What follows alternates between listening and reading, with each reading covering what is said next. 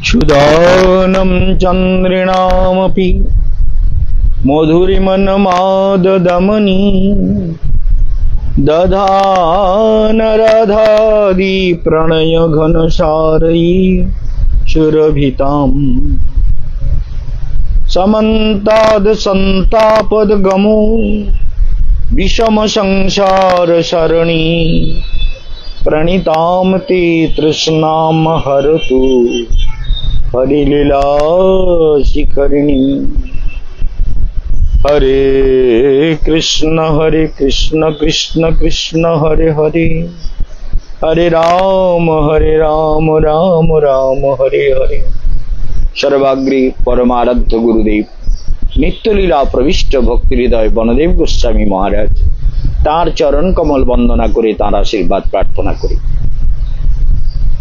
একটু আগেই আপনারা প্রোগ্রাম দেখছিলেন। প্রোগ্রামটা দুটো ফোনে গেছে, দুরকম ভাবে গেছে, আর হিন্দিতে গেছে। হিন্দিতে ভাগ্য বিচার হয়েছে, সেটা হিন্দিতে বলা হয়েছে। এখন আমাদের কিছু আন্দামানের ভক্তরা এসেছেন এদিকে, ছন্দা দেবী ঘুরিয়ে দেখিয়ে দিচ্ছে আপনাদের। এরা আন্দামান থেকে এসেছেন, বৃন্দাবনে যাবে বুধবারের গাড়িতে। তো এদেরকে আপনাদের দেখিয়ে দেওয়া হচ্ছে। আপনারা সবাই মিলে হরি কথা শুনুন। কিছু কথা প্রতিদিনই শোনা দরকার। কালকেও শুনেছেন, কালকের অনেক কথা বলা হয়েছে। আজকে আর একটু বিশেষ করে ভাগবত থেকে একটি শ্লোক নিয়ে আপনাদেরকে বলবো। দেখুন, জীবের প্রথম প্রশ্ন হওয়া উচিত কি? অথাত ব্রহ্ম জিজ্ঞাসা। কি জিজ্ঞাসা? ব্রহ্ম জিজ্ঞাসা। ব্রহ্ম জিজ্ঞাসা মহাপ্রভুর ভাষায় যদি বলতে হয়, সনাতন গোস্বামী মহাপ্রভুকে বলছেন, কে আমি, কেন মোরে যারে তাপত্রয়, ইহা নাহি জানি আমি, কইছে হিত হয়, সাধ্য সাধন তত্ত্ব পুছিতে না জানি, কৃপা করি সব তত্ত্ব কহত আপনি। কাশীর দশাশ্বমেধ ঘাটে, কাশীতে 84টা ঘাট আছে, তো দশাশ্বমেধ ঘাটে মহাপ্রভুর চরণতলে বসে সনাতন গোস্বামী পাদ এই প্রশ্ন করেছিলেন। তো সেই প্রশ্নটা কি? কে আমি? তাহলে প্রথম প্রশ্ন, আমরা বৃন্দাবনে যাই আর বদ্রীনাথ, কেদারনাথ, গঙ্গোত্রী, যমুনোত্রী যাই, যেখানেই যাই, আমাদের জীবনে একটা ব্যাপার খুব গুরুত্বপূর্ণ। সেটা হচ্ছে আমরা নিজের হৃদয়কে, নিজের আত্মাকে জানতে পারলাম কিনা, তাই না? আত্মাকে খুঁজেছেন কোনোদিন? নিজের আত্মা, আপনার নাম কি? আনন্দ। দেখুন, আনন্দ কি সুন্দর একটা নাম, আনন্দ। এই আনন্দ তো সবাই চায়, তাই না? আমিও চাই। কৃষ্ণ ভজন করি কেন? আনন্দের জন্য। চোর চুরি করে কেন? আনন্দের জন্য। চোর মনে করে চুরি করলে আনন্দ হবে, যার যেমন স্বভাব। আর ভক্ত মনে করে ভজন করলে আনন্দ হবে। ভালো করে শুনবেন, ভক্ত মনে করে ভগবানের নাম করলে, ভগবানের জন্য কাঁদলে আনন্দ হবে। আর জগতের লোক ভাবে অনেক টাকা হলে আনন্দ হবে, যার যেমন। কামুকা পশ্যন্তি কামিনী মায়াম জগৎ। কামুক ব্যক্তি যে, সে একটা সুন্দরী দেখলে খুব আনন্দ পায়। হ্যাঁ, কামুকা পশ্যন্তি কামিনী মায়াম জগৎ, মানে সে সুন্দরী তাকে আনন্দ দেয়। তাহলে আনন্দ লাভের পথ আলাদা আলাদা, তাই না? একজন চুরি করে কেউ আনন্দ পায়, অন্যকে ঠকিয়ে কেউ আনন্দ পায়, অন্যের সম্পত্তি ভোগ করে আনন্দ পায়, অনেক অপকর্ম করে আনন্দ পায়। আবার কেউ ভগবানের জন্য কেঁদে আনন্দ পায়, ভগবানকে ভেবে আনন্দ পায়, ব্রজের ধুলায় গড়াগড়ি দিয়ে আনন্দ পায়। বৃন্দাবনে যারা মহাসাধুরা ছিলেন, সিদ্ধ মহাত্মা, তাদের জীবনকে পড়বেন, তাদের জীবন জানবেন, তাহলে বুঝতে পারবেন যে বৃন্দাবন কি ভূমি, তারা কিভাবে বৃন্দাবনকে দেখেছেন। আজকের বৃন্দাবন আর সেই বৃন্দাবন নেই। এখন ইট পাথর, পাটকেল পাথরের সব বিরাট বিরাট প্রাসাদ হয়ে গেছে চারিদিকে। বৃন্দাবনের, আমরা যখন বৃন্দাবনে গেছি তখন বৃন্দাবন ছিল খুবই দরিদ্র লোকের বাস। বৃন্দাবনে যাদের একটু জমি ছিল, মানে 2-4 বিঘে জমি ছিল, যে জমির কোনো দাম ছিল না, আমি যেখানে আশ্রম করেছি, গেস্ট হাউস করেছি, ওই জমিগুলো ফ্রিতে দিলেও আমরা ওই সময় নিতাম না। কিন্তু সেই জমির দাম, আমার যে জমিতে আশ্রম তৈরি হচ্ছে সেই জমিটার দাম এখন, শুধু জমিটার দাম, বাড়িটা ছেড়ে দিন, শুধু জমিটার দাম 2 কোটি টাকা। যেটা গেস্ট হাউস হয়েছে সেই জমিটার দামও 2 কোটি টাকা, কিছু বেশিই হবে। আর বিল্ডিং হয়েছে আলাদা। কিন্তু আগে ওই জমি যদি 5,000 টাকা বিঘেও বলতো তা আমরা কিনতাম না। আর বিঘে মানে কি, আমরা তো একটুখানি কিনেছি তো 5 কাঠা, আর তখন হচ্ছে বিঘে। ওরে বাপরে, চিন্তা করুন। এই বৃন্দাবনে এই জন্য ব্রজবাসীরাও বড়লোক হয়ে গেছে। ব্রজবাসীরাও আজকাল বড়লোক, প্রচুর পয়সা হয়ে গেছে। যাদের যেটুকু জমি ছিল সব, একটা ব্রজবাসী সে এমন মাতাল, দুধ বিক্রি করত, তারপরে সে তার জমি ওই মানে রুক্মিণী বিহারের মধ্যে একটা জমি ছিল, সেই জমি কিছুতে রুক্মিণী বিহারে সব কিনে নিয়েছে, তার ভাইয়ের জমি টমি সব কিনে নিয়েছে, 50 লাখ টাকা করে বিঘা কিনেছে। ও বলে আমি জমি বেচবো না। 50 লাখ টাকা করে বিঘা কিনেছে, ও বলে আমি বেচবো না। 50 লাখ টাকা কি আমি মাতাল তো, কিন্তু একজন করেশ্বর মহারাজের কাছে যায়, বলেছে বেচনা নেই, আর বেচে না। এইবার কোম্পানি ধীরে ধীরে ধীরে ধীরে তার জমির দাম 2 কোটি টাকা দিয়ে কিনলো। চিন্তা করুন, 2 কোটি টাকা। তার ভাই 50 লাখ টাকা বেচেছে, সে 2 কোটি টাকা করে বিক্রি করলো। কেন? ওই কোম্পানি চারিদিকে কম্পাউন্ড ঘিরতে পারছে না, মাঝখানে ওর জমি। করে কি? তাহলে বুঝতে পারছো তো জগৎটা কেমন। তাহলে জগতে যত বড় লোক হয়ে যাচ্ছে তত বুদ্ধিগুলো বিগড়ে হয়ে যাচ্ছে। টাকা তো বুদ্ধিকে বিগড়ে দেয়। মানুষ যত ধনবান হয় তত অহংকারী হয়, অভিমানী হয়, বিপথে কুপথে মন যায়। অর্থ, শঙ্করাচার্য বলছেন, অর্থ অনর্থ ভাবয় নিত্যম। ভালো করে মনে রাখবেন, অর্থ হচ্ছে অনর্থের কারণ। প্রচুর অর্থ হয়ে গেলে জীব কি করে? ওই অর্থের দ্বারা অকর্ম দুষ্কর্ম, কোটি কোটি টাকা কি করব, এত কোটি টাকা তো কি করবো? অকর্ম কুকর্ম করছে। এই মন্ত্রীরা যেমন চুরি করে কেল্লা ফতে করে দিচ্ছে, কত রকম ভাবে চুরি করছে তার ঠিক নেই। চুরির কোনো মা বাপ নেই। বাবারে, শিক্ষার খাতে চুরি, রেশনের খাতে চুরি, আর এমনি মানুষের জমি চুরি, মানে সব ক্ষেত্রে যত কয়লা চুরি, গরু চুরি, মানুষ চুরি, চুরি আর চুরি, চুরি করে করে কি খেল সর্বনাশ করে দিল দেশ দুনিয়ার। কেন? এদের প্রবৃত্তি এইরকম, এদেরকে ভালো কিছুই শেখানো যাবে না। এ স্বভাব ছাড়িতে নারে দেবের শপথ, কথাটা মনে থাকবে তো। স্বভাব যদি খারাপ হয়ে যায় তাকে শোধরানো বড় মুশকিল। কুত্তার লেজের মতো, কুকুরের লেজকে যত করে টেনে টুনে সোজা করো আবার বেঁকে যাবে। এই জন্য জীবের মনটা ওই রকম, যে যেমন সঙ্গে মেশে। যেমন তুমি এই যে সঙ্গে, তোমাকে আগে দেখিনি, সাধু সঙ্গে বৃন্দাবনে যাচ্ছ। এখন বৃন্দাবনের চোখটা যদি না হয়, বৃন্দাবনকে তো শ্রুতি মূলে না পশ্যন্তি, বৃন্দাবনকে দেখতে হবে কান দিয়ে, সাধুর মুখ দিয়ে। সাধু কি বলছেন, সাধুর মুখে যদি হরিকথা শোনা হয় বৃন্দাবন কেমন। কেশবানন্দ মহারাজ 19 বছর বয়সে, কেশবানন্দ বন মহারাজ 19 বছর বয়স থেকে বৃন্দাবন পরিক্রমা চালাচ্ছেন। কতটা বোঝা গেল? 19 বছর বয়স থেকে। তাহলে সন্ন্যাস দিয়ে গুরুদেব বললেন তুমি পরিক্রমা চালাবে।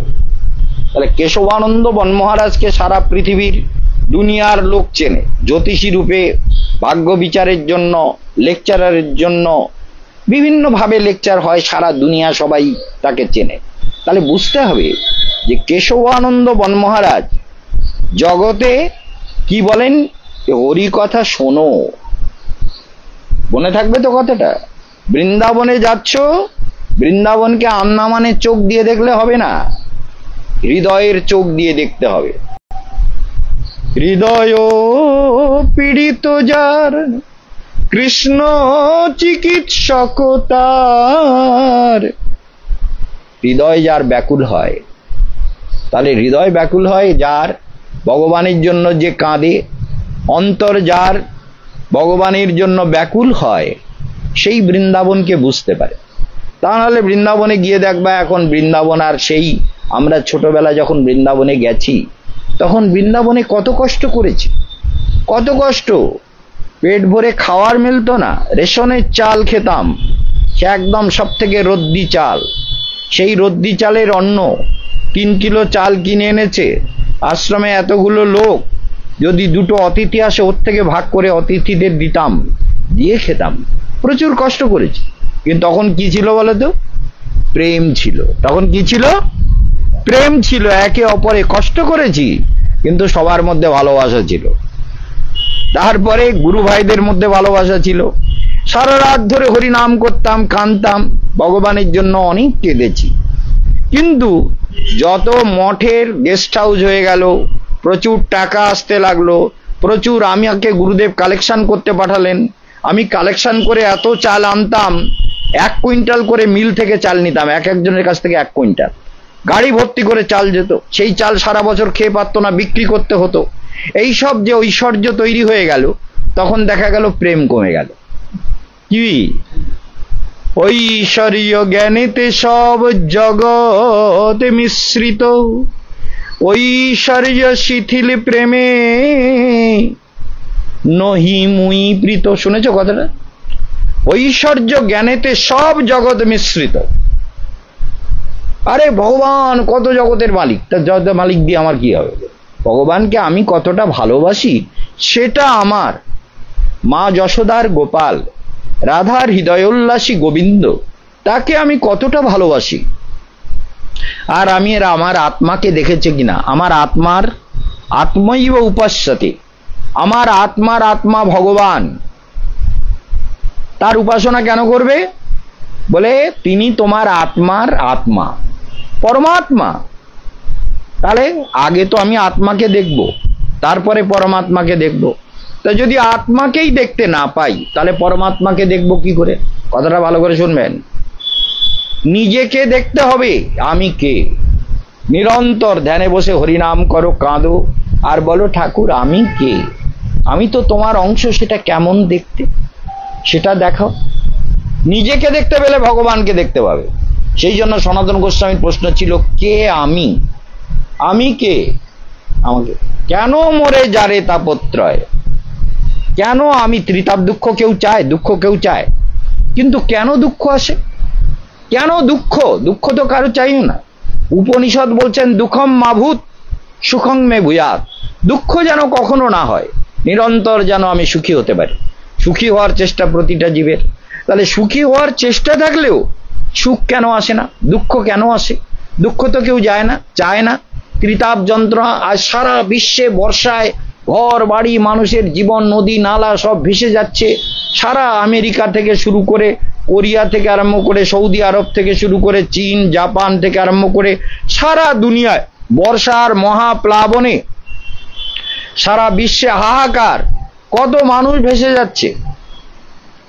একদিন এসব মানুষের বুদ্ধির এমনই অভাব, একদিন একটা পরিবারের 2 স্বামী স্ত্রী, 2 ভাই আর তাদের 2 স্ত্রী, 4 জন, আর এক ভাইয়ের 2টো বাচ্চা, আর এক ভাইয়ের 1টা বাচ্চা, এই মোট 3টে বাচ্চা, আর এরা 4 জন, 7 জন মিলে জলের ঝর্ণা, মানে ঝর্ণার জল আসছে, ওইখানে দাঁড়িয়ে ফটো তুলছে, মানে সেলফি তুলছে জলের মাঝখানে, বিরাট আনন্দ করছে।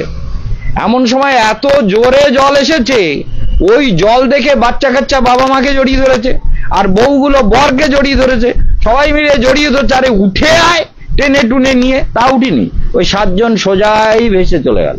গোষ্ঠী শুদ্ধ 2টো ফ্যামিলি পুরো জলের তোড়ে চলে গেল। ফেসবুকে দেখাচ্ছে যে 7 জনই মরে গেল, ভেসে গেল, কেউ রক্ষা করতে পারলো না। তাহলে এই রকম বহু লোক যাচ্ছে, একটা এটা তো আমি একটা উদাহরণ দিলাম চোখের সামনে ঘটছে বলে, একদম লাইভ। তো এইরকম হাজার হাজার লোক কত ভাবে মরে যাচ্ছে। এই জন্য মনে রাখতে হবে যে বৃন্দাবনে যাচ্ছ, প্রথম প্রশ্ন করবে আমি কে? আমি কে? আমি তো ভগবানের অংশ, তা আমি আমাকে দেখতে পাই না কেন ঠাকুর? আমাকে তুমি দেখা দাও, আমার আত্মাকে দেখিয়ে দাও। যে আত্মা ভগবানের থেকে এসেছে, তাই না? আত্মা তো অবিনাশী, চিরন্তন, চিরসত্য। বৃন্দাবনে গিয়ে থেকে যদি ব্রজধামকে ভালো না বাসতে পারো, আরাধ্য ভগবান ব্রজেশ তনয়, আরাধ্য ভগবান কে? বলে ব্রজের গোপাল, যশোদার দুলাল, নন্দলাল, সে আমাদের আরাধ্য ভগবান। আর কে আরাধ্য? বলে তদ্ধাম, তার ধাম বৃন্দাবনটাও আরাধ্য। বৃন্দাবনকে যদি ভগবানের অভিন্ন রূপে ভজন করতে পারো, তবে বৃন্দাবনের শোভাটা বোঝা যাবে। আমরা যখন গেছি তখন বৃন্দাবন দেখতাম। যেদিন প্রথম বৃন্দাবনে গেছি, যমুনার তীরে দাঁড়িয়ে ওই যমুনার দিকে তাকিয়ে তাকিয়ে চোখ থেকে জল পড়ছে। চান করতে গেছি সবাই মিলে, কিন্তু তারা চলে এসছে। আমি যমুনার দিকে তাকিয়ে ভাবছি, এই তো সেই যমুনা, তাই না? যে যমুনার তটে কৃষ্ণ খেলা করেছেন, তার চরণ রজ আছে। এগুলো যত বয়স হয়ে যায় না, মন জটিল হয়ে গেলে আর বোঝা যায় না, অনুভব হয় না। যে কাঁদা কেঁদেছি তখন, এই তো কৃষ্ণের ধাম। এই বৃন্দাবনের জন্য কত কেঁদেছি, এই বৃন্দাবনের জন্য কত চোখের জল ফেলেছি। এই তো সেই যমুনা, এই তো সেই বালুকণা। সেই বালির উপরে কৃষ্ণ হেঁটে বেড়ায়, তিনি লীলা করেন, তিনি গোচারণ করেন, তার সেই ধামে এসেছি। এই বলতে বলতে ওরা যমুনা চান করে, আরো ব্রহ্মচারী মহারাজ যারা ছিল তারা এগিয়ে গেছে, আমি পেছনে পড়ে গেছি। পেছনে পড়ে এইবার আমি যাচ্ছি। ভালো করে মনে রাখো, আমি যেতে যেতে ওরা যে কোন দিকে চলে গেছে আর দেখতে পাচ্ছি না, কারণ এই দিক দিয়ে ঘুরতে হবে। ওই আমাদের মদন মোহন মন্দিরের সামনের থেকে ভজন কুটিরে থাকতাম তো, ওইখান থেকে উঠে এসে সোজা যেতে হবে। আমি সোজা না গিয়ে বাঁ দিকে, বলে এই গলিটা দিয়ে বোধহয় এসেছিলাম, বাঁ দিকে ঢুকে গেলাম। বাঁ দিকে ঢুকে গিয়ে কি পড়ে, ডান দিকে অষ্টসখীর মন্দির, আর তার আগে গিয়ে বাঁকি বিহারী মন্দির। বাঁ দিকে মদন মোহনের ওই রাস্তা দিয়ে ঢুকলেই সামনে গিয়ে বাঁকি বেরি। এবার আমি গিয়ে দেখছি এত বাঁধানো শ্বেত পাথর টাথর দিয়ে প্রচুর ফুলের দোকান টোকান বসে গেছে, প্রচুর লোকজন। আমি যমুনা স্নান করে আসছি, আমি বলছি অনেক ভিড় তো, যাই তো ভেতরে দেখি। গিয়ে বাঁকি বিহারীকে প্রথমে দেখলাম।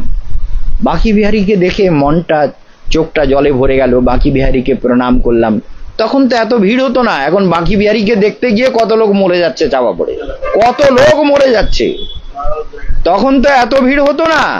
তা বাঁকি বিহারীকে গিয়ে প্রণাম টোনাম করে দর্শন করে বাঁকি বিহারীর থেকে বেরিয়ে তারপরে বললাম, এই বন মহারাজের আশ্রম কোন দিকে? সবাই বন মহারাজকে চিনা, আমার গুরুদেবের ওখানে বৃন্দাবনে তো উনি রাজা ছিলেন। Post graduate college, law college, commerce college, দুনিয়ার সবকিছু রয়েছে, রিসার্চ সেন্টার।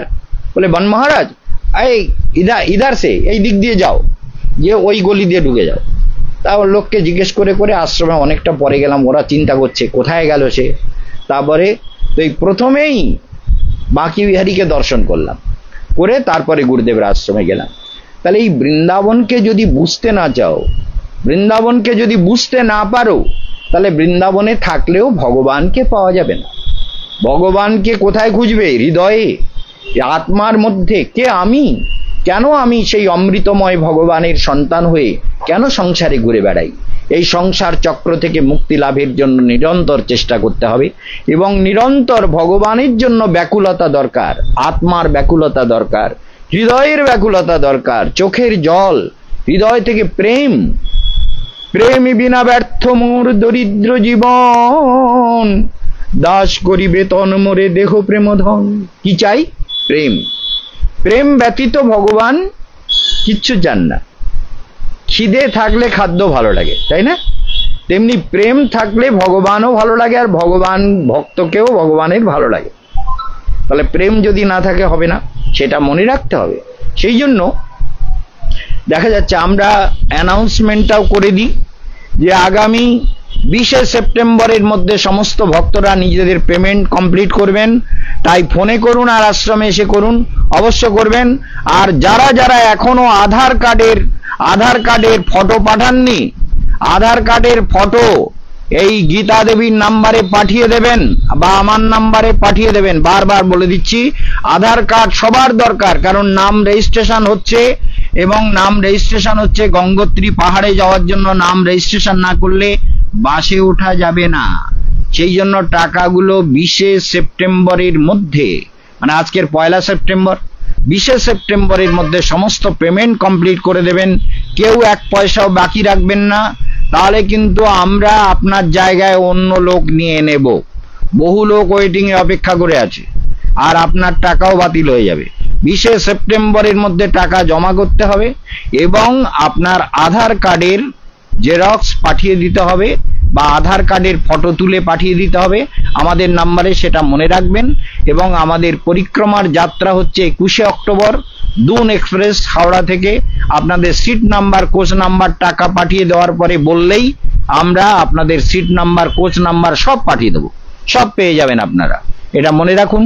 সবার জীবন ভালো হোক, সবাই ভজন করুন ভগবানের জন্য। ভগবানের সঙ্গে প্রেম, প্রেম জগতে হয় না, প্রেমের প্রেমাস্পদ ভগবান। আত্মার সঙ্গে পরমাত্মার চির প্রেম, চির সম্বন্ধ চিরকালই থাকে। সেটাকে যত মন দিয়ে শুনবেন তত ভালো থাকবেন। আজকের আর বেশি কিছু বলবো না, সবাই ভালো থাকবেন। ভক্তরা এসছে অনেক দূর থেকে, আন্দামান থেকে। আজকে এসছেন বোধহয় আপনারা, আজকে এসেছেন তো ওরা গৌড়ীয় মঠে গণ নিয়ে আছেন, আমাদের বাগবাজার গৌড়ীয় মঠে। আমাদের কালকেও একটা দল ছিল, তারা আজ সকালে দুপুরবেলা বেরিয়ে গেছে, তারা চলে গেছে, এরা এসে আছেন হলে। তো সবাই ভালো থাকবেন। আজকের এইখানেই সমাপ্ত করলাম। জয় জয় শ্রী রাধে, জয় জয় গৌরাও, জয় জয় শ্রী রাধে, রাধে রাধে।